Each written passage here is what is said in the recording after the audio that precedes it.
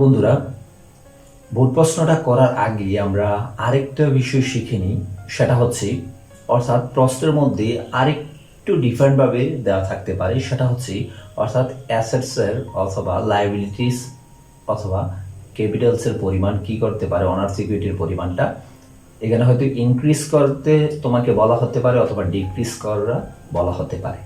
অর্থাৎ ধরো যে অ্যাসেটস প্রশ্নের মধ্যে প্রথমে আছে 1 লক্ষ টাকা এবং লায়াবিলিটিস হচ্ছে 30,000 টাকা, অনার্স ইকুইটি 70,000 টাকা। ধরো এটি প্রথম দেওয়া আছে। এখন এই নাম্বার তোমাকে রিকোয়ার্ড হিসেবে 3টা প্রশ্ন করলো। এই নাম্বারের প্রশ্ন হচ্ছে অর্থাৎ অ্যাসেটস এর পরিমাণটা 10,000 টাকা ইনক্রিজ করতে হবে এবং লায়াবিলিটিস এর পরিমাণটা তোমাকে 10,000 টাকা অথবা 5,000 টাকা ডিক্রিজ করতে হবে। তোমাকে ধরি 5,000 টাকা ডিক্রিজ করতে হবে, তাহলে অনার্স ইকুইটির পরিমাণটা কত হবে? তাহলে আমরা যখন অনার্স ইকুইটি বের করা শিখছিলাম তখন কি হবে, আমরা অনার্স ইকুইটি কিভাবে বাইর করা, অর্থাৎ অনার্স ইকুইটি বাইর করার সময় আমাদের অ্যাসেটস থেকে লায়াবিলিটিসটা বাদ দিলেই কিন্তু অনার্স ইকুইটি হয়ে যেত। ঠিক আছে, তো এখন আমাদেরকে যেহেতু প্রশ্নের মধ্যে বলা আছে যে অ্যাসেটস এর পরিমাণটা 10,000 টাকা বাড়াতে হবে, তাহলে অ্যাসেটস কত আগে ছিল, কত 1 লাখ, তার সাথে 10,000 টাকা যেহেতু বাড়াতে হবে প্লাস 10,000 মাইনাস লায়াবিলিটিস এর পরিমাণটা 30,000 টাকা, যেহেতু এখান থেকে কি বলছে আমাকে যে 5,000 টাকা ডিক্রিজ করতে হবে অর্থাৎ কমাতে হবে। তাহলে আমাদের কাজ হচ্ছে যে লায়াবিলিটিস ছিল কত 30,000 টাকা, ডিক্রিজ মানে কমাবে, তাহলে বিয়োগ মাইনাস হবে 5,000 টাকা, তাহলে 25,000। অর্থাৎ এখানে হচ্ছে 1,10,000 মাইনাস 25,000, 30,000 থেকে 5,000 গেলে 25,000। আবার আমরা যদি বিয়োগ করি দেন আমাদের রেজাল্ট হয়ে গেছে।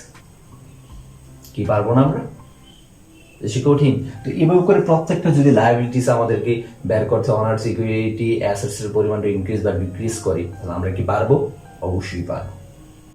তো বন্ধুরা, আমি আবার একটা বই নিলাম, প্রিন্সিপালস অফ অ্যাকাউন্টিং এর বইটা।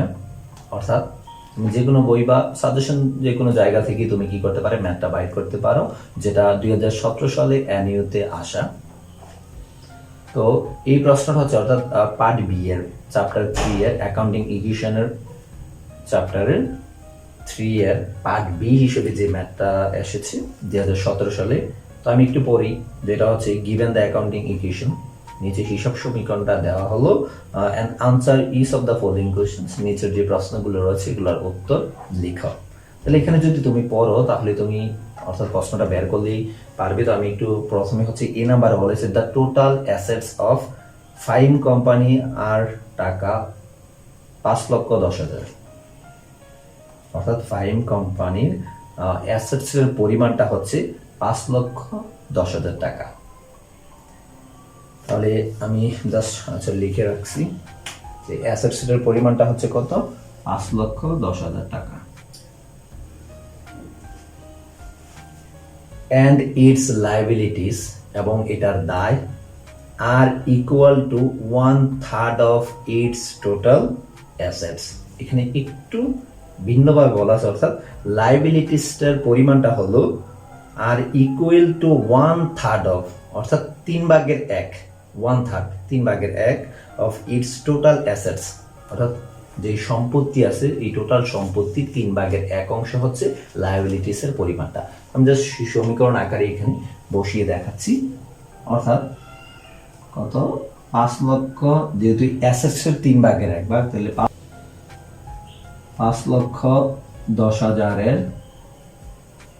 3/1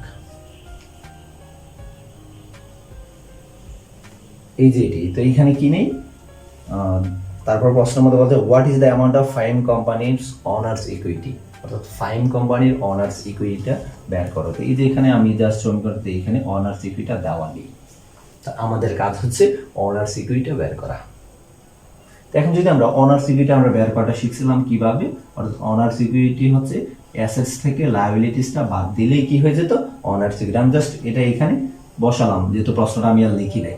তো তো এটি জাস্ট তুমি উত্তরের সময় কি লিখবে, কিভাবে লিখবে, অর্থাৎ এখানে যেহেতু আমাদেরকে কি বের করতে আগে প্রশ্নটা ভালোভাবে বুঝতে হবে। তো আমাদেরকে এখানে কি বের করতে হবে, অনার্স ইকুইটি। তো অনার্স ইকুইটি বের করতে হলে আমাদের তো অলরেডি দুইটা উপাদান দরকার, অ্যাসেটস এবং লায়াবিলিটিস। তো এইগুলো কিন্তু প্রশ্নের মধ্যে দেওয়া থাকবে। তো প্রশ্নের মধ্যে অ্যাসেটস এর পরিমাণটা দেওয়া ছিল কত, আমি উপরে যেহেতু লিখছিলাম 5,10,000 মাইনাস লায়াবিলিটিস কি বলছিল, দায়ের পরিমাণটা যে অ্যাসেটস এর 3/1 5,10,000 3/1 শেষ। 5,10,000 বিয়োগ 5,10,000 3/1 যদি আমরা 3/1 যদি বের করি তাহলে এটা আসবে পরিমাণটা 1,70,000। তুমি ক্যালকুলেটর দিয়ে করবে 1,70,000 টাকা। আবার যদি আমরা বিয়োগ করি তাহলে কত হবে, 3,40,000 টাকা। শেষ, অনার্স ইকুইটি কিন্তু বের হয়ে গেছে।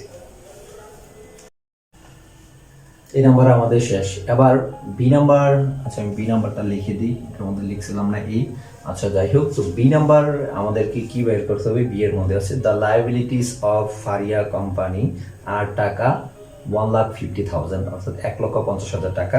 কি দেওয়া আছে, ফারিহা কোম্পানির লায়াবিলিটিস দায়ের পরিমাণ 1,50,000 টাকা অ্যান্ড দ্য অনার্স ইকুইটি অর্থাৎ মালিকানা সত্ত্বের পরিমাণ হচ্ছে টাকা 3,10,000। তাহলে এখানে কি দেওয়া আছে, লায়াবিলিটিস দেওয়া আছে এবং অনার্স ইকুইটি দেওয়া আছে। What is the amount of Faria companies assets, Faria কোম্পানির অ্যাসেটস এর পরিমাণটা কত। এখানে যেহেতু আমাদের অ্যাসেটস বাহির করতে হলে আমরা যেহেতু সমীকরণটা লিখে রাখছি, তো এখানে হচ্ছে এ সমান এল প্লাস ও ই, অর্থাৎ লায়াবিলিটিস এবং অনার্স ইকুইটি যদি আমরা যোগ করি তাহলে কি হয়ে যাবে, অ্যাসেটস এর পরিমাণটা বের হয়ে যাবে। তো এখানে যেহেতু দেওয়া আছে তো আমরা জাস্ট প্রশ্নের মধ্যে তুমি সুন্দর করে উত্তরটা লিখবি, এখানে লিখবে উই নো, আমরা জানি দিয়ে তারপর তুমি ওই টার্মটা অর্থাৎ সূত্রটা বসিয়ে দিবি, দেওয়ার পরে মানগুলা বসালে কিন্তু উত্তরটা হয়ে যাবে। তো এইখানেই লায়াবিলিটিস এর পরিমাণটা হচ্ছে 1,50,000 প্লাস অনার্স ইকুইটির পরিমাণটা হচ্ছে 3,10,000, তাহলে হলো 4,60,000 টাকা। অ্যাসেটস এর পরিমাণ 4,60,000 টাকা। শেষ, সিম্পল, এটি আনসার। আবার সি নাম্বারে আমাদের কি চাচ্ছে, the total assets of Farjana company are টাকা 2 লাখ অর্থাৎ total assets of Farjana company are টাকা 2 লাখ অর্থাৎ ফারজানা কোম্পানির অ্যাসেটস এর পরিমাণটা হচ্ছে 2 লক্ষ টাকা এন্ড ইটস অনার্স ইকুইটি এবং এটার মালিকানা সত্ত্বের পরিমাণটা হচ্ছে 75,000 টাকা।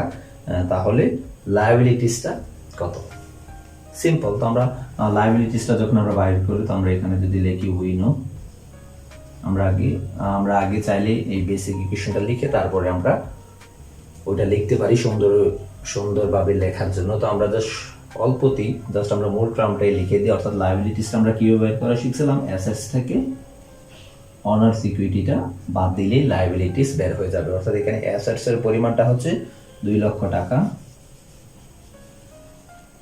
অনার্স ইকুইটির পরিমাণ হচ্ছে 75,000 টাকা,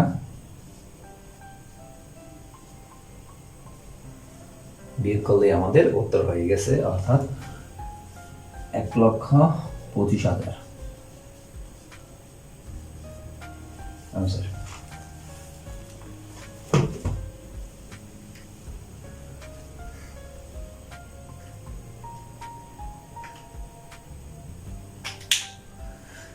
তো বন্ধুরা, যেটা বললাম আজকের ক্লাসটা হয়তো অনেকটা বড় হয়ে গেছে, জাস্ট মূলত আমি প্রথমে কিছু কথা বলতে হয়েছিল এবং এটা যেহেতু প্রথম ক্লাস, এই ক্লাসে হয়তো আমাকে একটু বেশি কথা বলতে হয়েছে, তার জন্য আমি সত্যি অনেক অনেক দুঃখিত।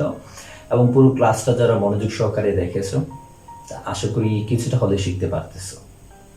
এই যে জাস্ট এটা প্রথম ক্লাসটাও, তো এখানে আমি বেসিক বিষয়টা ইকুয়েশনে একটু তুলে ধরলাম, যে এখান থেকে দেখতে পাচ্ছ যে কতটা ইজিলি কিন্তু আমরা চাইলে সমাধানগুলো করতে পারি। এগুলো যে এতটা কঠিন তেমন কিন্তু না। আমরা অ্যাকাউন্টিং সাবজেক্টটা কি ফিনান্স সাবজেক্টটাকে আমরা কঠিন ভাবে দেখতেছি, তাহলে এটা আশা করি যে মোটেই এগুলো কঠিন না। যদি আমরা ভালোভাবে শিখি, বুঝে শুনে যদি আমরা শিখি, তাহলে এটা আমার নিজের কাছে করতেই যেন দেখবে মনে হচ্ছে যে আমি যে কোনো ম্যাথ একটা করলেই দেখবে যেন ভালো লাগতেছে, পারতেছ। তো বন্ধুরা, আজকের ক্লাসটা এতটুকুই। জানি এটা বড় হয়ে গেছে, তার জন্য আমি আসলে অনেক অনেক দুঃখিত। আর যারা আমার ক্লাসটা করতেছো ফ্রিতে যেহেতু করতে যেত, সবাই নামাজ পড়বে, আল্লাহর কাছে দোয়া করবে, যেহেতু বর্তমান সিচুয়েশনটা ততটা ভালো না। আর বেশি বেশি শেয়ার করবে। যারা তোমার বন্ধুরা আছে যারা একেবারে বেসিক থেকে শিখতে চাও, আমি কিন্তু বেসিক থেকে না, জাস্ট এটা কিন্তু আমি দেখিয়েছি যে জাস্ট কেন আমি বেসিক ইকুয়েশনটাকে আনলাম, অর্থাৎ ইকুয়েশনের চ্যাপ্টার যেহেতু করাতে যাবো। তো এই যে দেখো একেবারেই শর্ট বিষয়টা, এটা কিন্তু 4 নাম্বার একটা প্রশ্নের মধ্যে আসে, ABC 3টা। তাহলে এটা কি খুব কঠিন মনে হচ্ছে? না, এটা কিন্তু 4 নাম্বার আনসার আমরা করতে পারবো যদি আমাদেরকে, যদি কি প্রায় পরীক্ষার মধ্যে এই কোয়েশনটা আসে, বেসিক অ্যাকাউন্টিং ইকুয়েশন থেকে 4 নাম্বারের প্রশ্ন থাকে। তো আশা করি তোমরা পারবে। তো এই আশাই রইল, সবাই ভালো থাকবে, সুস্থ থাকবে এবং বন্ধুদের কাছে বেশি বেশি শেয়ার করবে, এবং আমার ফেসবুক পেজ হৃদয় রাজ ফলো করবে তোমরা, এবং আমার যে নতুন ইউটিউব চ্যানেল চ্যানেলটাকে সাবস্ক্রাইব করে পাশে সব বেল আইকনটাতে ক্লিক করে রাখবে। তো প্রত্যেক সবাই ভালো থাকবে, সে আশাই রইল। আসসালামু আলাইকুম।